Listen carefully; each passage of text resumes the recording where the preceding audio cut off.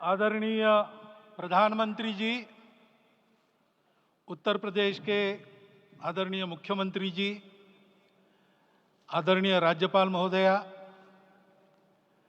देश के आज विद्यमान सभी पंथ संप्रदायों का प्रतिनिधित्व करने वाले हमारे संत ऋषि आचार्य गण और समाज के सब स्तरों का प्रतिनिधित्व करने वाले निमंत्रित महानुभाव, आज का आनंद शब्दों में वर्णनातीत है और उसके वर्णन करने का प्रयास इसके पहले के वक्तव्यों में अच्छा हो गया है।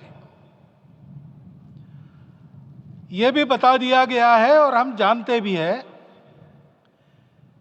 कि आज अयोध्या में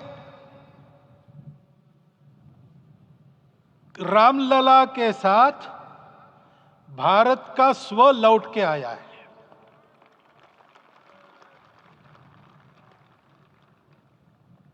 और संपूर्ण विश्व को त्रासदी से राहत देने वाला एक नया भारत खड़ा होके रहेगा, इसका प्रतीक आज का कार्यक्रम बन गया है। ऐसे समय में आपके उत्साह का, आपके आनंद का वर्णन कोई नहीं कर सकता। हम यहां पर अनुभव कर रहे, पूर्ण देश में यही वातावरण है।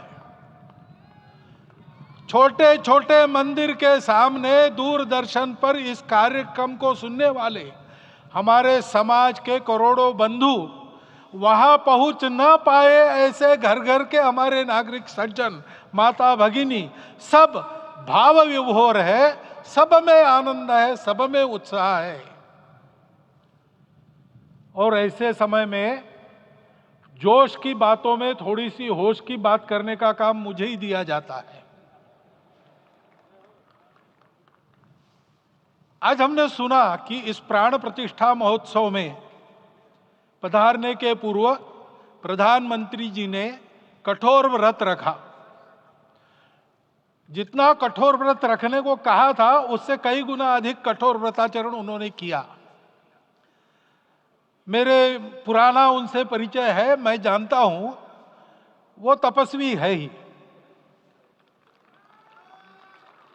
परंतु वो अकेले तप कर रहे हैं, हम क्या करेंगे। अयोध्या में रामलला आए, अयोध्या से बाहर क्यों गए थे? रामायण में क्यों गए थे बाहर? तो अयोध्या में कलह हुआ। अयोध्या उस पुरी का नाम है जिसमें कोई द्वंद्व नहीं, जिसमें कोई कलह नहीं, जिसमें कोई दुविधा नहीं। वो हुआ 14 वर्ष वनवास में गए। वो सब ठीक होने के बाद दुनिया के कलह को मिटा के वापिस आए। आज रामलला वापस फिर से आए हैं 500 साल के बाद। जिनके त्याग, तपस्या, प्रयासों से ये सोने का दिन आज हम देख रहे, सुवर्ण दिवस देख रहे, उनका स्मरण प्राण प्रतिष्ठा के संकल्प में हम लोगों ने कहा, आपने सुना होगा, स्मरण किया। उनकी तपस्या को, उनके त्याग को, उनके परिश्रम को शत बार, सहस्त्र बार, कोटि बार नमन है। रामलला के यहां इस युग में आज के दिन फिर वापस आने का इतिहास जो जो श्रवण करेगा वो राष्ट्र के लिए कर्म प्रवण होगा और उसके राष्ट्र का सब दुख दैन्य हरण होगा। ऐसे इस इतिहास का सामर्थ्य है। परंतु उसमें हमारे लिए कर्तव्य का आदेश भी है। प्रधानमंत्री जी ने तप किया, अब हमको भी तप करना है। राम राज्य आने वाला है, वो कैसा था? दैहिक दैविक भौतिक तापा, राम राज नहीं कहु व्यापा। सब नर करहि परस्पर प्रीति, चलहि स्वधर्म निरत श्रुति नीति। सब निर्दंभ धर्मरत पुनि, नर अरु नारी चतुर सब गुनी। सब गुणज्ञ पंडित सब ज्ञानी, सब कृतज्ञ नहीं कपट सयानी। राम राज्य के सामान्य नागरिकों का जो वर्णन है, हम भी इस गौरवमय भारतवर्ष की संतानें हैं। कोटि कोटि कंठ उसका जयगान करने वाले हमारे हैं। हमको इस प्रकार के व्यवहार को रखने का तप आचरण करना पड़ेगा। हमको भी सारे कलह को विदाई देनी पड़ेगी। छोटे छोटे परस्पर मत रहते हैं, छोटे छोटे विवाद रहते हैं, उसको लेकर लड़ाई करने की आदत छोड़ देनी पड़ेगी। आखिर है क्या? ये बात बताइए, वो सामान्य नागरिक कैसे थे? निर्दंभ, प्रामाणिकता से आचरण करने वाले, केवल बातें करने वाले नहीं और बातें करके उसका अहंकार पालने वाले नहीं थे। काम करते थे, आचरण करते थे और अहंकार नहीं था। ऐसे वो थे और धर्मरत थे। यानी क्या थे? इस पर कठिन भाषा में प्रवचन बहुत लंबा हो सकता है, लेकिन थोड़े में धर्म के जो 4 मूल्य जिनकी चौखट पर धर्म है, ऐसा श्रीमद् भागवत में बताया है, सत्य करुणा शुचिता तपस, उसका आज हमारे लिए युगानुकूल आचरण क्या है? तो सत्य कहता है कि सब घटों में राम है, ब्रह्म सत्य है, वही सर्वत्र है। तो हमको ये जानकर आपस में समन्वय से चलना होगा, क्योंकि हम चलते हैं, सबके लिए चलते हैं, सब हमारे हैं, इसलिए हम चल पाते हैं। और इसलिए आपस में समन्वय रखकर व्यवहार करना, यह धर्म का पहला जो पैर है, सत्य, उसका आचरण है। करुणा दूसरा कदम है, उसका आचरण है सेवा और परोपकार।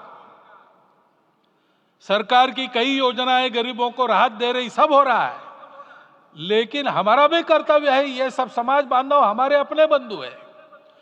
तो जहां हमको दुख दिखता है, पीड़ा दिखती है, वहां हम दौड़ जाए, सेवा करें, दोनों हाथों से कमाएं, अपने लिए न्यूनतम आवश्यक रखकर बाकी सारा वापस दे, सेवा और परोपकार के माध्यम से। यह करुणा का अर्थ आज है। शुचिता पर चलना है, यानी पवित्रता होनी चाहिए। पवित्रता के लिए संयम चाहिए,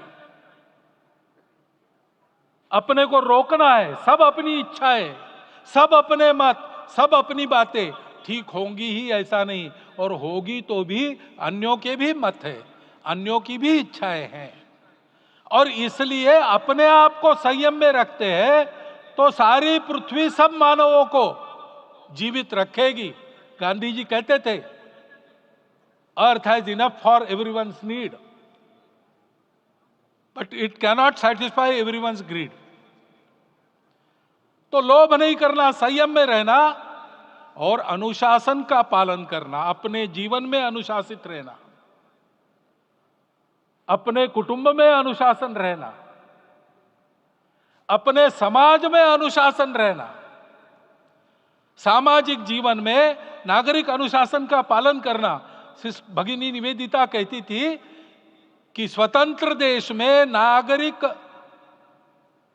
संवेदना रखना और नागरिक अनुशासन का पालन करना, यही देशभक्ति का रूप है। इससे जीवन में पवित्रता आती है।